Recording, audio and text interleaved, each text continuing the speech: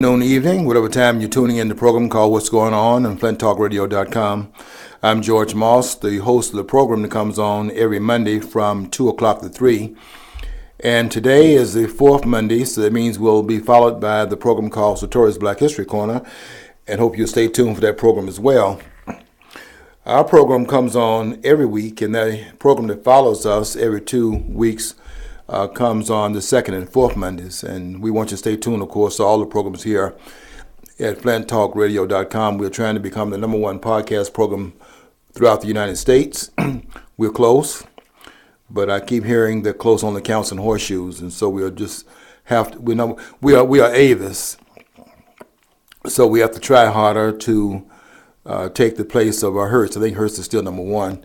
Not that I ran from them because it's too expensive. But we are the Avis of the car industry. We just happen to be in the radio and the podcast business. But we're glad you're tuned in, and we're always glad to see you out there building our numbers and helping us to stay abreast of the things that are happening in your world. Hope you'll call in some time, share those things with us. And we're very happy to hear from you as part of the listening audience at all times. We have a lot of programs here at the studio, and just want you to be aware when they come on. And when they come on, give us your attention and your support, and we'll keep working hard to do the best we can here. And if we're not up to your standards, just try to keep in mind at all times that we are doing the best we can do.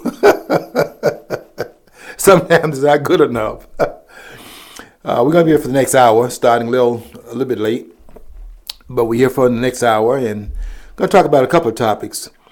I try to start out always with maybe some of the things that we have gone through on Facebook. We're trying to interchange and interface Facebook with what we do here on the air. And things we do there, we got a different readership than we have in our viewership. We're trying to integrate the two. So I'll be sharing a lot of things over the course of time that we're here on what we're doing on Facebook. Hope you'll join us there as well. We are really creating some shockwaves out there, apparently, because a couple of posts that I did have, I posted that this was, this one post that I did brought out the hornets. I thought I was in a hornet's nest. And everybody was, not everybody, but a lot of people writing, and Moss, you have done it again, and what's up with that, and I dare you, and those kinds of comments. Of course, that just meant that the next one I had to write in response to the one I just wrote that they were responding to, just meant that I'd have to write a response to that one and say even more of what I had said before. In other words, once they start showing me where the ouch comes in terms of what nerve I hit, then that means I'm going to write on that level, on that line of thought for another couple of articles, because I do want them to understand that their objection does not change anything. And if you don't have anything to say about the information that I've imparted in my articles, so you don't have any argument to make that counters it, filibustering doesn't work on my posts. And some of them have not understood that, and they continue to come out with these comments about how they disagree, and then I ask them for the basis of the disagreement. And I think what they do is they pull the earlobe and say it didn't sound right. So if that's the level in which they deal with their objection, then I can't take that seriously. One of the two last ones that I did, because I try to write things that are not regurgitating what other persons have written. I'm not really interested in regurgitating other people's ideas. I'm trying to create new knowledge and looking at old information and then having a different interpretation on it than nobody else has thought of before. And there are some things that I know that we've put on the network that no one has come up with before. Not even some of the great thinkers out there. I think you know the ones I'm talking about who I think are great thinkers. Not anyone that's on the left. All of the ones that I think are great thinkers are on the right. I really feel that if you are a great thinker, you wouldn't be on the left. But that's just me. But what I wrote on, I think it was 2 posts ago, what I wrote on was this whole thing of Uncle Tom, because I hear this all the time by people on the left. If whites disagree with blacks on the left, then they are racist. And if blacks don't agree with what they talk about on the left, then the blacks are Uncle Toms. And when I decided to do a narrative on that, so as to be clear, not that they're going to be clear, because they're not subject to information, they just want to make the accusation stand. And you can give out all kinds of information, and they're not going to change their minds about the narrative, because the narrative will go forward. Facts, is full steam ahead, during the torpedoes. In this case, during the information. So I want to do a narrative on that. I wanted to bring into public square for some further discourse. At least if we're going to talk about this word and throw it around, let's at least have an understanding of the term. And I wanted to do a post that kind of brought that narrative out of the accusation corridors, where everybody's making these accusatory remarks. And then let's bring it out of that theater and put it over here in this other arena and see if we make some sense out of it, if we make it more coherent, at least make it more historic. And then from there, hope to move the conversation to the modern times and say, okay, based upon this historical narrative, here's where we are with this accusation. And so I started with looking at Uncle Tom in the book written by Harriet Beecher Stowe.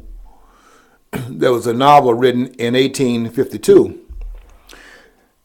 And there are a lot of things that are imported about Harriet Beecher Stowe's novel, some of which has to be apocryphal and misleading, because I don't think, for example, that when Abraham Lincoln supposedly first met Harriet Beecher Stowe, that he said, "So you're the lady who started this war." That was reported, I think, around 1879. I think that's the earliest in which there's any record of anyone making the claim that when Lincoln met Harriet Beecher Stowe, which I think that would have been in 1861 or 1862 when he met her. The war is now had been going on for a while, and Lincoln was supposed to have said that her novel was the reason why this war was being fought. I don't. You know what?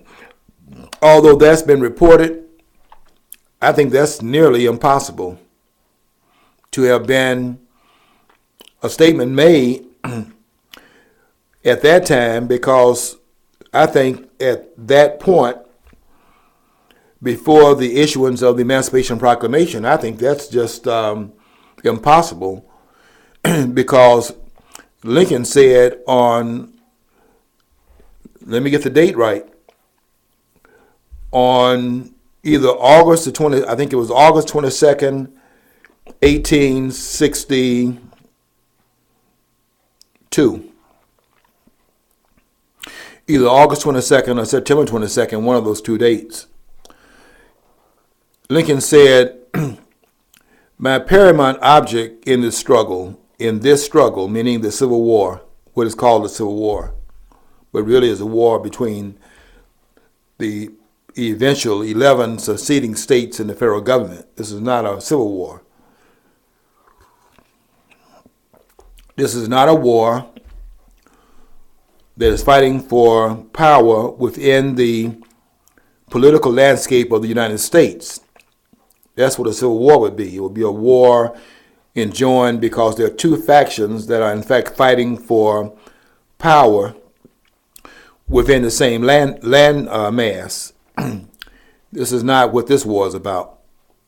This war is a war of where states are bringing up the constitutional question of whether states who voluntarily relinquish some of their sovereignty to the federal government, which is a creation of the states, could not have existed without the states having ceded some of their authority, some of their sovereignty to a central government under which they would be protected under the umbrella of a more superior force drawing from all of the states and centralizing the resources of the states in terms of its power so that it could respond to national crises, one of which had revealed itself in 1786, 1 year before they went to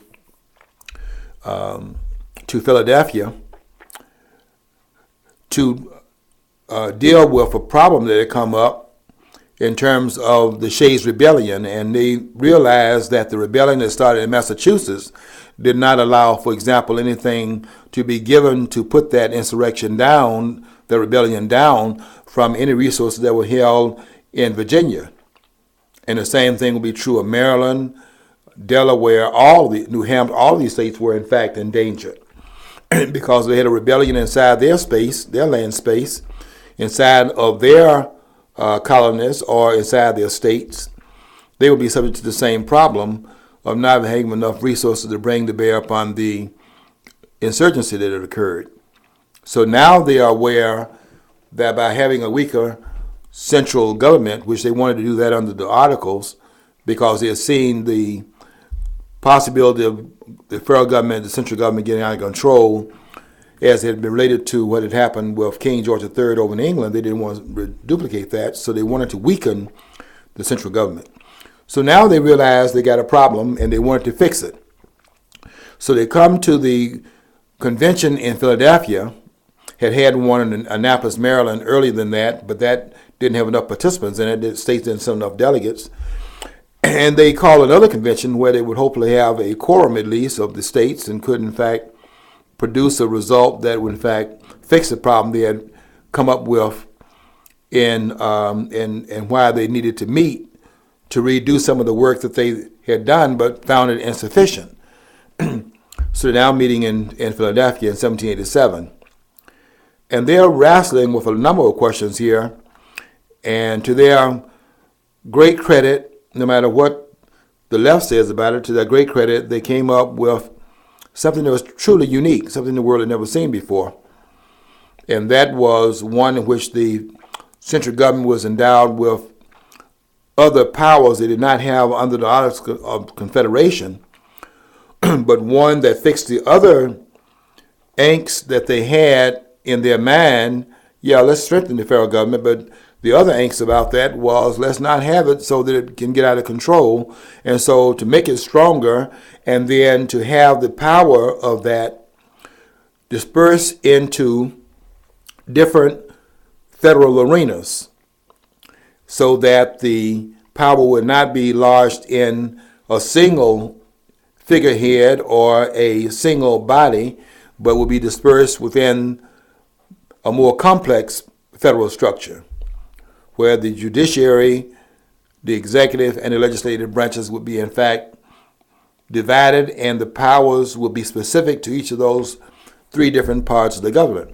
It was a tremendous idea. Your power would be concentrated to an extent, but it would be so divided up that it would not lend itself to an autocratic kind of takeover of power on the federal level.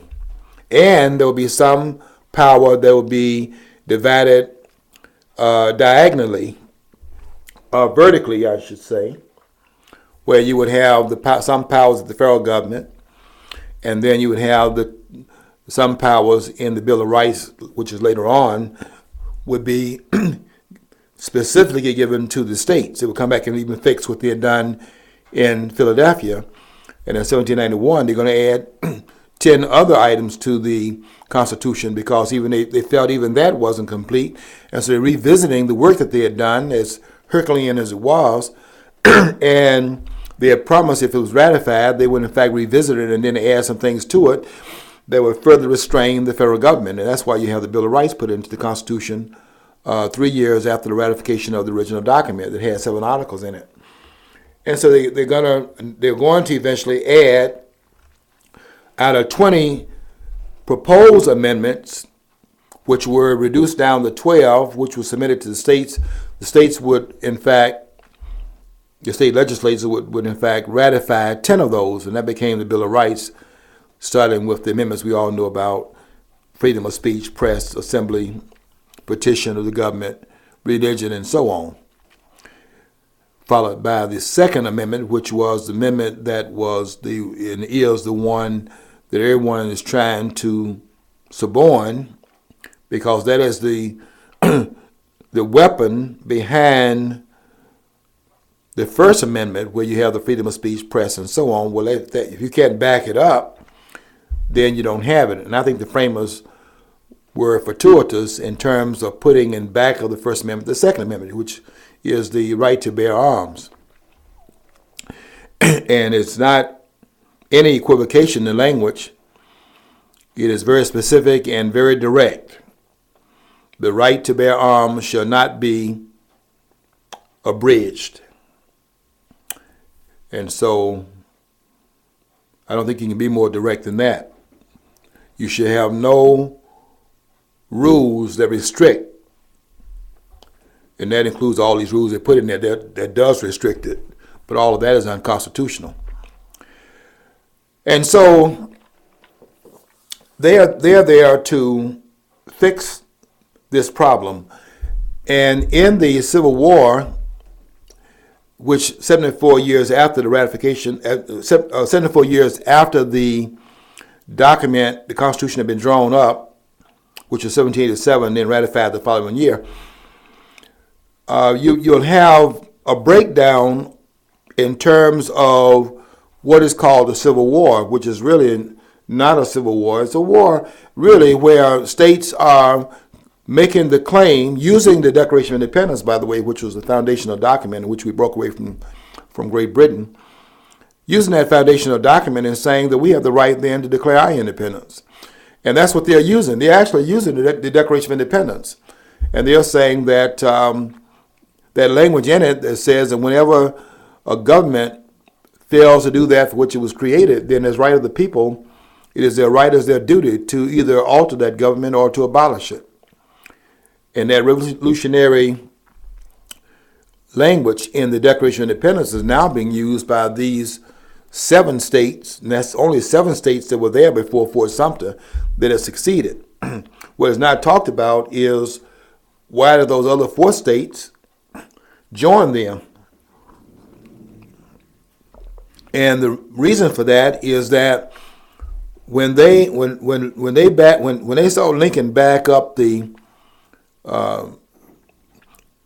actually backed up Fort Sumter and would not allow those states to reclaim their sovereignty and their independence, since they voluntarily relinquished it through the ratification of the Constitution, when it behooved them to take it back because they felt that the federal government was no longer serving the interests of those states, 7 in number initially, then they decided that they would, in fact, go back to the roots of the country and then reclaim their status before they joined into the United States, and then go and set up another government that behooved them to serve the interests that they saw as those interests in the South. And not only, we're not just talking about slavery. In fact, we're not even talking about slavery. We're talking here about terrorists more than anything else. And that's why Lincoln is saying in 1862, his paramount object in this struggle is to preserve the Union.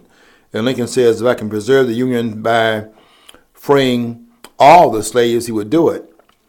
If he could preserve the Union by freeing one of the slaves and leaving all of the slaves in bondage, he would do it.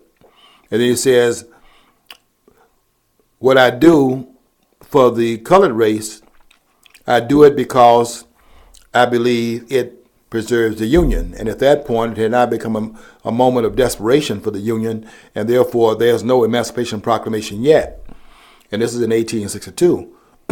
But in 1863, on the first of the year, Lincoln now has decided to do what Douglas had been asking him to do. Frederick Douglass had said that you're fighting this war with your right hand, with your left hand tied behind your back. And Douglas told him, Your left hand are those slaves down there in those southern states that are out there in those fields doing this work that is feeding and fueling this war effort on the part of the Confederate States. And if you can, in fact, relinquish that part of that structure, you can then bring this war to a close, because they didn't think this war was going to last any time. But now this war is going on for now 2 years, and it didn't seem like it was getting ready to abate anytime soon. So now Lincoln issues the Emancipation Proclamation, but I don't think he said to. At that point, he could not have said to Harry Beecher Stowe, and that's why it's not reported until after Lincoln had been assassinated, and then after the war come to a close, and now after the Reconstruction period, and they're now going to begin to recreate the image of Abraham Lincoln, and now all of a sudden he's telling Harriet Beecher Stowe, "Oh, you're the one that started this war," as if the war was always about slavery. I'm telling you that is a change in history, and that conversation could not have occurred, because this war was not even a war over slavery, even when the Emancipation Proclamation was issued. Because if that had been the case, and listen very closely here, because this has not been pointed out by any of the writers either, and that is, if the war was over slavery, the Emancipation Proclamation would have then ended slavery not only in those states that were in rebellion, but would have ended slavery in the 4 states that were not in rebellion, but all of which had slaves. And I'm talking about Delaware, I'm talking about Maryland, I'm talking about Kentucky, and I'm talking about the Show Me State, Missouri. Those 4 states had between them 800,000 slaves, and the Emancipation Proclamation did not touch a single one of them, because those states were loyal to the Union, and there was no reason for Lincoln to, in fact, issue what was a military doctrine and then take a military stand against those states that were, in fact, loyal to the Union. And that's why they were not touched. And that's also why you will need to add to the Constitution the 13th Amendment, because those 800,000 slaves were not touched by the Emancipation Proclamation. And I suggest that the historians come clean, and let's bring Lincoln out of the dustbins where they've thrown him and cast him to the side, and bring the historic Lincoln into public view. But that's not my conversation here. My conversation is about Uncle Tom. In Harriet Beecher Stowe's novel, she used Uncle Tom as a prototype of the long-suffering, really the Christ-like figure that the real Uncle Tom, which was a real-life character by the name of Josiah Henson, not the one that they just now made this movie about, that Hollywood, out of his sense of guilt, white guilt, gave that film the Best Picture Award. That film doesn't even come close to some of the films that were made that was in the running for that award. And I saw 3 of them out of the 9 that were in the selection.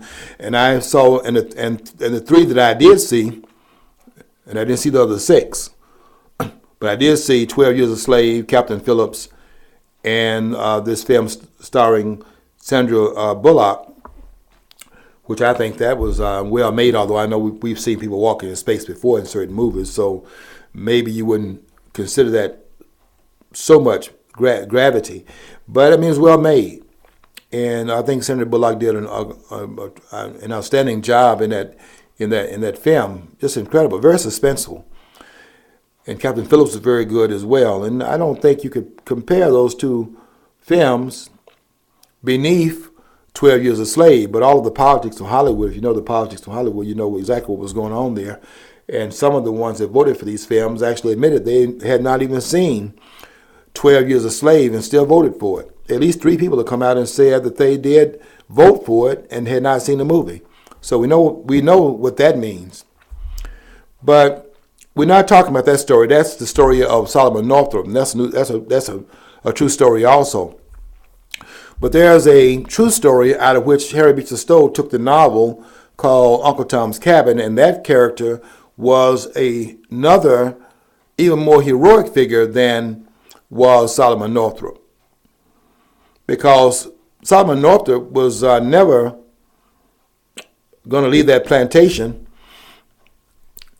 and had to be relieved from the enslavement by him having sent a message through a white northerner that he was down here on this plantation in Louisiana, and he was there illegally, having been kidnapped out of New York. Well, he went from New York to Washington, was kidnapped out of Washington as a fiddler player, and they kidnapped him, and now he's down there in Louisiana.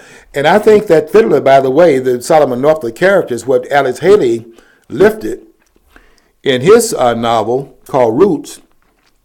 I think that's a character that he called Fiddler in his novel that he claimed was a combination of fiction and faction, some facts, some fiction, about what purported was a record, a novel of his roots that are traced back to Gambia, where I've been, by the way, and I can tell you that there's some problems there with that novel, not just in terms of what he says in the novel itself, as if he can recall conversations that were held on the plantation. He wasn't even there, and there's no record that people are recorded what was being said between them and the slave master at this time.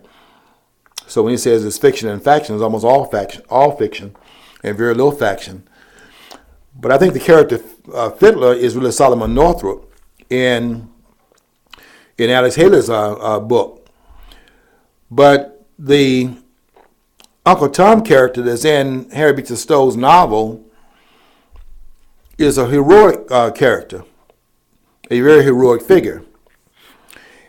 And he's also very heroic in terms of the character that she claims it was lifted from, which is a real life story of Josiah Henson, a slave who escaped the enslavement and went to Canada and built several things, a house. There's a church that is there, used also as a school. There's a smoker that was there to cure meat, and also there was a sawmill where they could cut down trees and then sell the cured trees to places as far away as England, which is what he was doing.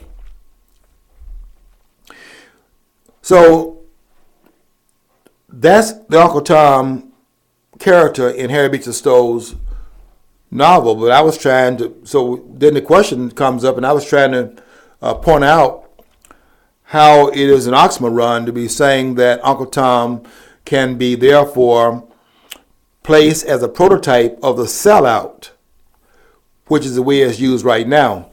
That term has no credence, no credibility in history.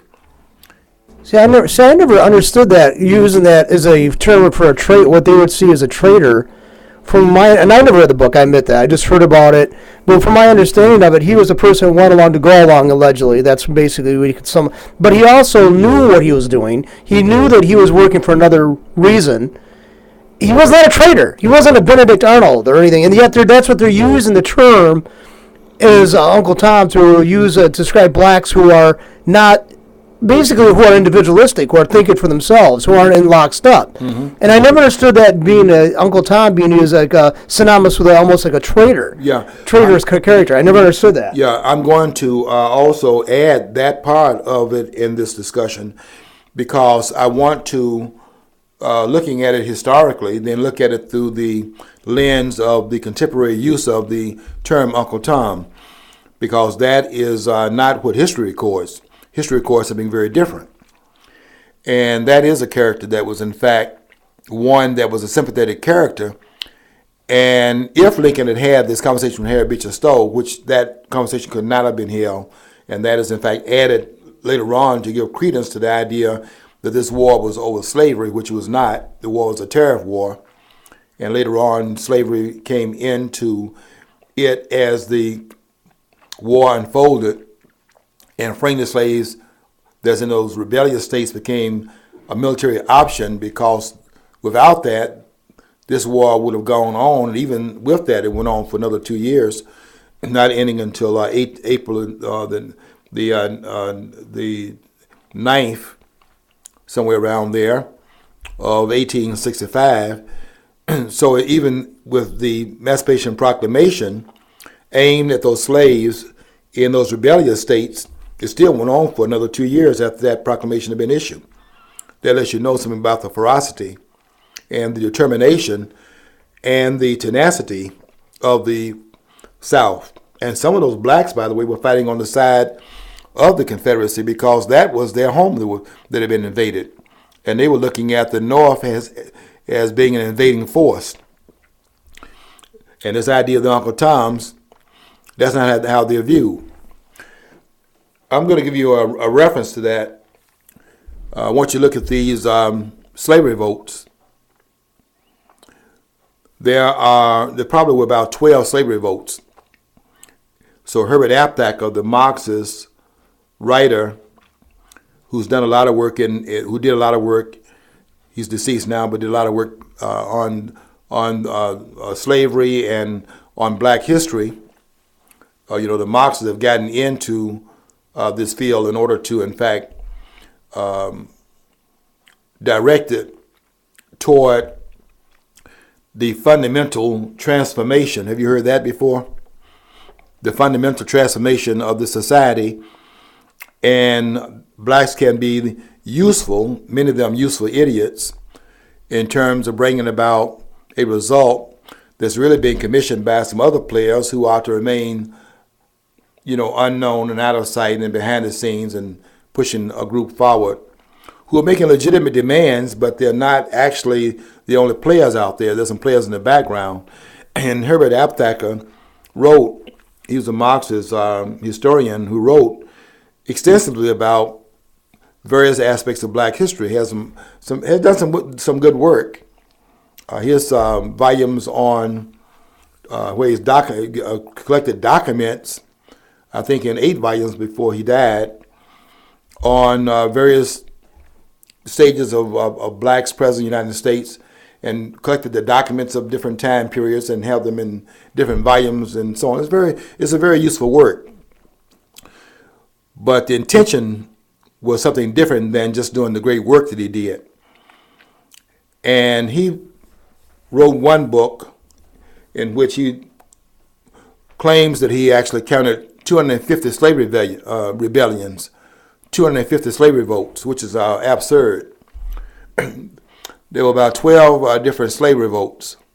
It does not mean that they were not doing some things behind what Paul Laurence Dunbar called wearing the mask, but that's not revolt in the sense of a military confrontation type of thing. There's probably 12 of those where there was an attempt to rise up with using some arms, even if it's shovels and things like that.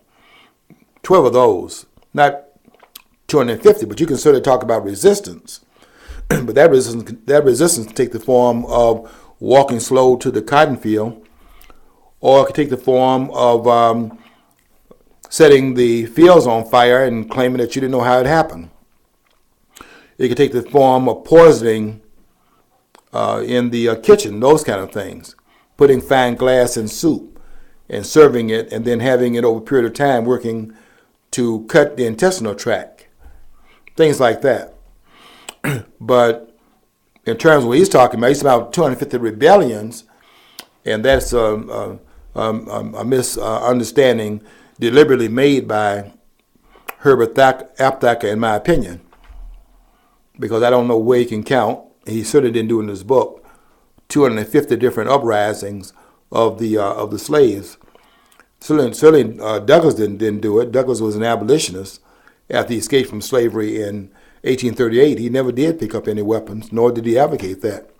In fact, he opposed Henry Highland Garnett in 1843 at a convention when Garnett was up there, as a person that's over a church, and he's up there exhorting. He was a Jeremiah Wright type, up there exhorting all this emotion and asking the slaves to rise up, which is to ask them to commit suicide. And Douglass stood up and opposed Garnett because Douglass had been there and he knew that would not work. And he was simply trying to bring the North into an understanding of how horrible things were, in slavery, and then appealing to the moral character of the American people. And there's nobody on the planet who has a higher moral character than the American people, no matter how much they've been subjected to accusations of being the most vile group, the most exploitative group on the planet and things of that sort, the biggest colonialists and all, there's all these different accusations made that cannot be sustained by looking at the historical record. But if you look at those revolts, you learn something about this idea of Uncle Tom. If Uncle Tom had been a character that was in the memory and in the consciousness of slaves, when they rose up in the three largest of the three most well-known, the three revolts that we most talk about, which was the one in 1800 by Gabriel Prosser. Another one was organized in 1822 by Denmark Vesey, and the one that actually got off the ground, got off the drawing board, and actually was carried out to an extent, the one led in 1831 by Nat Turner. What you'll notice, and we'll go to Nat Turner's because Nat Turner was the one that actually carried out some of the, he didn't tell everybody, so he carried out some of the things that they had planned to do, where the others were, in fact, exposed before they could actually carry out some of the intent, the violent intent, because it was too widely known, and somebody ran back and said what was being planned, which is what they did because by them knowing about it, Denmark Vesey and Gabriel Prosser had made them complicit in the revolt without their permission. Nobody has said that. In the whole history of writing about slavery, nobody has ever written that. All they see is people running back, and now we got to go ahead and put a label on that. And they don't put a label on it even in slavery. They put a label on it later. That's what we got to understand about Uncle Tom, the way it's used right now. No one looked at Uncle Tom as being a sellout back in that time period. And when you look at what happened after the one in 1800, which was betrayed, and the one in 1822, where somebody went back and told was being planned, and then what happened in 1831 when Nat Turner's revolt did, in fact, have some movement in terms of getting out of the planning stage. And that is, Nat Turner had learned from the earlier mistakes, spreading the word too widely, and only told 7 people about it. And when they met in the wilderness, according to the confession of Nat Turner,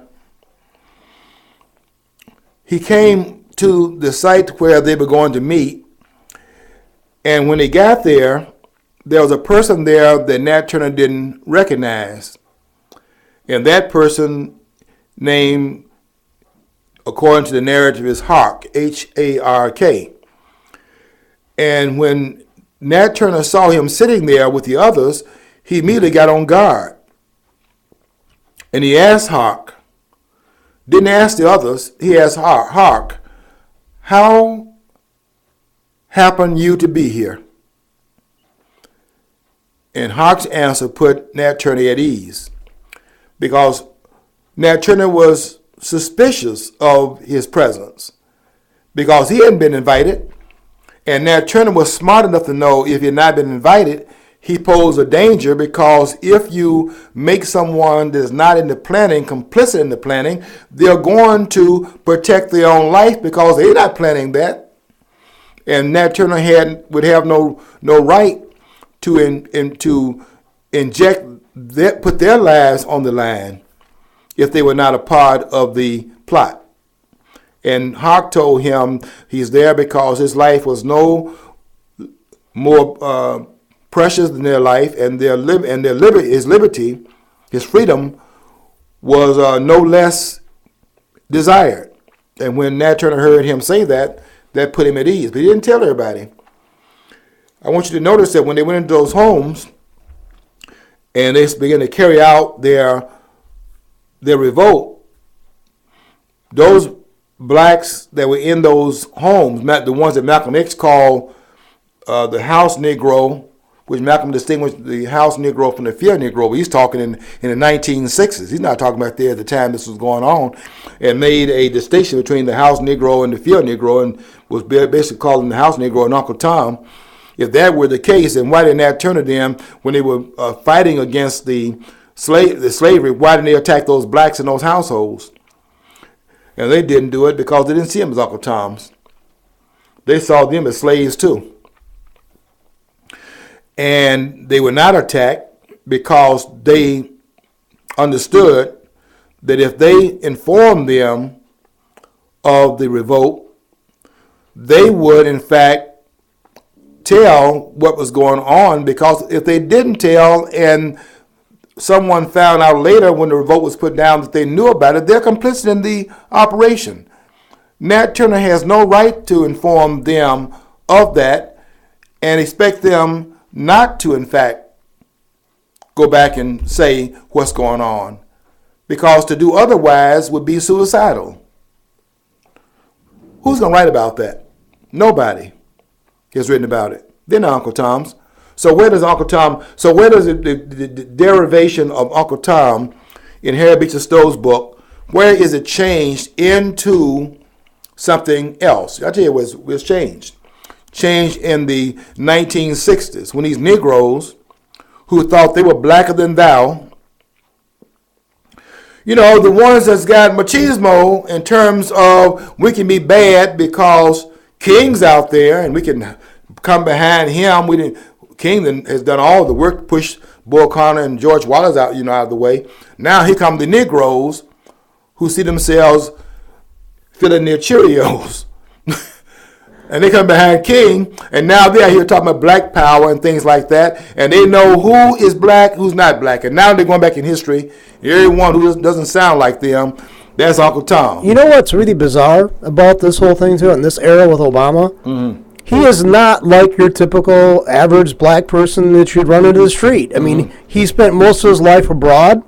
He was given a spoon-fed a Marxist education. Yep. He didn't deal with the same issues that most blacks deal with. Yet he thinks or anybody else who disagrees with him is the Uncle Tom. Mm-hmm, yes. He's never been in the trenches. He never has been. Yeah. Obama, by the way, is not only different from all the blacks in this country, but I've traveled in about 17 countries in Africa, and I can tell you something. You can't find another person like Obama on the planet. This is a strange man, and you cannot find him in Africa. Now, you can claim in Kenya, but he's not really from Kenya. His father is. I am convinced that Obama, who is the offspring of a Kenyan father, has no real roots in Kenya either, although his father is from Kenya. But we don't have. Obama is saying he was born in Hawaii. I think that's true. So the idea that even in Kenya he has roots, that would not be true. He has roots in Indonesia, because his mother, after divorcing his father, who was Kenyan, married a person from Indonesia, and he's over there from age 6 to 10, and those are the formative years. He's not tied to his father at that point. He is tied to his stepfather during the formative years of 6 through 10, and he's living in the largest Muslim country in the world. Don't tell me that didn't have an effect. Going to the madrasas, Muslim school, it could be one in which there was a Christian orientation, but it's in a Muslim country. It's like, you can have Muslims here, but the culture is a Christian culture. And so that's the all-encompassing part of the culture that we have in the United States. And he's over there between the ages of 6 and 10. That'd be first grade to about 4th or 5th grade. And that is a foundational part of his background. And look at all the different families this man belongs to. And tell me how many persons have that as a part of their background. You can't find this person anywhere else. And that's why he's out there floundering around in search of some kind of perch that he can hang his identity upon. This man doesn't even know who he is, and everything he does indicates that. You can hear his comments and see the kinds of action that he takes. And talks about my brother's keeper. And he's going to do that which will help save vulnerable black children and brown children. And save them from what? Well, he has Trayvon Martin's mother and father in the audience, and so the idea is to save them, these vulnerable children, the black and brown, from people like George Zimmerman, who is brown or Hispanic. But the idea is that the problem is these races out here who are attacking these boys. If he was really serious, he would have had those dads out there and had those children from those dads, because that's what the problem is.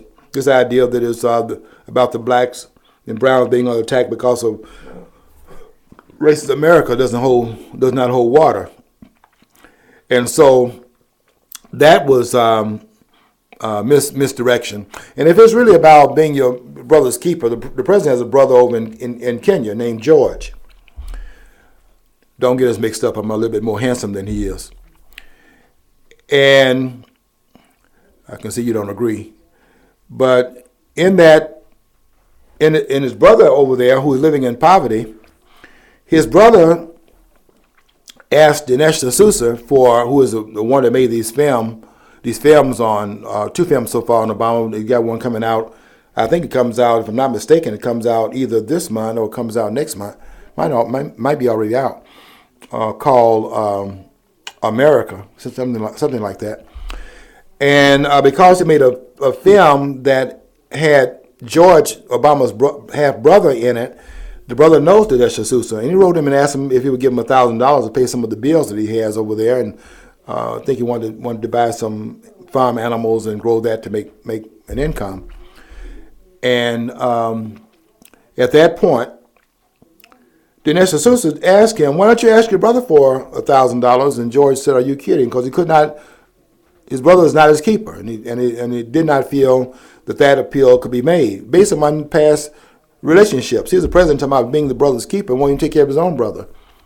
So we know that's a false narrative, and that is not what this president had in mind. The president was using that to be as an umbrella, another disguise to further push his divisional agenda, and to throw what looks like a pacification program over here to blacks who continue to support this man by upwards of 90%. They're not going to abandon that. They have nothing to show for it after 5 years, but they're not going to do anything to change their support because they're locked in, and nothing's going to change that. And I'm not even trying to change it because I understand there's a lost cause in that domain. They're not even going to challenge de Blasio over there in New York, who did what George Wallace did. His thing with the charter schools. George Wallace was a public school. George Wallace, in fact, stood in the schoolhouse door. This man closed charter schools. Both of them were Democrats, and neither one of them, George Wallace was challenged because he's in the South. But now the blacks that are now in office are in the Democratic Party, so they're not going to challenge. They challenged George Wallace because they did not have any vested interest in terms of being in that political party as office holders. That's no longer true. And they're not going to say one word to de Blasio either about what he did in terms of attacking those children over in New York, which is exactly what that was about. Okay. Uncle Tom is a 1960s and 1970s term, and the president has never used that term to my knowledge. No, he hasn't used that term. He certainly alluded to it, but he hasn't used that term because he does not want to come out of that disguise to make the frontal accusation, wants to imply that in his demeanor. I mean, the subtleties have to be looked at there. But you don't have the Uncle Tom characterization until the 1960s and 1970s when these blacks who consider themselves militants, so everybody else who's not militant like they are, the ones not calling for black power, these are the sellouts. And today, everybody on the right is a sellout. They're the ones that's what John McWhorter calls authentically black. So that's part of the narrative I wrote about on Facebook, and it got a lot of people's hair on the back of their heads. And one person wrote, "You make a lot of assumptions." And when I asked this person who was running another hot air campaign to take one of those assumptions and disprove it, and then the person decided they didn't have enough time. And that's what I run into, people that want to make an accusation of the narrative being wrong, and then when you ask them to prove that the narrative is wrong, all of a sudden they're too busy to do it. The last one I wrote, and I did part 2 today, because part 1 was another hunter's nest, and I did part 1 and did finish it up today, was the one on the overthrow of the Nixon administration. I have been contending ever since 1977, I think it was, when the book came out by one of the president's men, the one that Carl Bernstein and Robert Woodward did, called All the President's Men. I contend, and I contend right now, both these men and the Washington Post and the New York Times are communist newspapers. I did not say they're communist fronts, nor did I say that they belong to the Communist Party. That is not what I'm talking about. And so when I said that Richard Nixon was, in fact, the victim of a coup d'etat, which I said on radio, by the way, and they did the same thing about you don't have coup d'etats in the United States, and that didn't happen, and so on. So I had to then, people got on my post talking about, George, this is just, I can't believe, blah, you said that. And I did say it. And I said, if you think that part 1 was rough, wait until you see part 2, which is going to be more of the same, but documentation of the pages on it. And I brought a book to that effect. I quoted some of it. Hope you'll read the narrative. It's called, I quoted quite a few books, but the one, I knew they wouldn't take some of the books that were written, not the one by Russell Baker. I knew they wouldn't accept that one because that one is conspiratorial, and I'm not talking about conspiratorial history as much as I'm talking about the record needs to be redefined, and we need to go back over the record and correct some of the mistakes made in it deliberately by those who want to use history to hide their footsteps. See, what I contend is that history is used to hide the footsteps of those who now speak in the name of those persons who they're trying to conceal because they are doing the same thing. And if we can see a pattern, we can understand what we're looking at in the present time period. So you have to go back and change it and then conceal things by altering the historical record. I dare anybody to disprove that. And I like some of you scholars get on that post. Some of you guys is hiding out. I know you're reading the post, but you're hiding out because you don't dare come out there in public with your understandings. Because I'm in the same field that you're in. Been in it for a longer time than you've been into it. And so I like to see you come on there and just publicly put your position, because this is lightweight. The people's up there challenging what I'm writing. This is lightweight stuff. I don't need to even deal with that stuff these persons are talking about because they're laymen, they're laypersons. And I don't need to be dealing with people that have not studied the record. But I brought this book called A Patriot's History of the United States, written by Larry Swickhart and Michael Allen, A Patriot's History of the United States. And on the second post today, I refer them to page 716 and 717, where they are talking about the Watergate that overthrew the President of the United States. I will read one thing before we get off the air here, and that's very, very quickly this part right here. Because what they do eventually, after talking about what really happened there, and John, I think that the person that actually was the fly in the ointment in Nixon's administration was John Dean. John Dean's role is not yet. He wrote the book called Blind Ambition. John Dean is the person in that administration that ran Richard Nixon into the buzzsaw. Yeah, he was betrayed, and the thing is, I think at least Nixon was honorable enough to resign. And all the other past presidents, when they got defeated, they threw everybody else under the bus and not themselves. Yes, so I mean, even Nixon, despite his serious faults, I think he was a much more admirable character in the past than the ones we've had in the past few years. And Nixon would not have been overthrown if it had not been in the paper for 2 years. I'm not speaking of for Nixon. What I'm saying is the corruption is not unique in Washington, D.C. They're all corrupt. Here's something they were saying about Bill Clinton, just to show you the contrast. It says here that, in fact, Nixon attempted a tactic, to make sure I got the right part here, that would 20 years later serve Bill Clinton quite well, telling his aides regarding the congressional investigations, give them an hors d'oeuvre, and maybe they won't come back for the main course. This is Clinton now, having learned from Nixon's example. It says this worked for Clinton because he had the media on his side, but Nixon faced a bitterly hostile press that would not get off his case for 2 years. You would see the press during the Clinton era come up with excuses for him. At the same time, they're allegedly reporting his misdeeds. They'd come up with all excuses. They'd be his apologist. And Nixon, no, everybody he did so wrong. Okay, when you look at retrospect, he did wrong. I mean, I think he had ordered the break-in. When you look at what he did compared to what the other ones have done, it was nothing in comparison. Yeah, John, that's not true about him ordering the break-in. I think he did do it. No. I think he did order it. Read this book. Okay, but I think I think he knew about it. It made me not count it for, but I think he probably knew or was aware of it. Didn't do it. Okay, well, I'll check the book out sometime. Go read Haldeman's book. No, John Dean. I don't have enough time to deal with all of this right here. John Dean was a person inside that administration that ran him into that buzzsaw. And Nixon's problem was he was loyal to those around him, and he got sucked into it because Dean convinced him that this was a national security thing.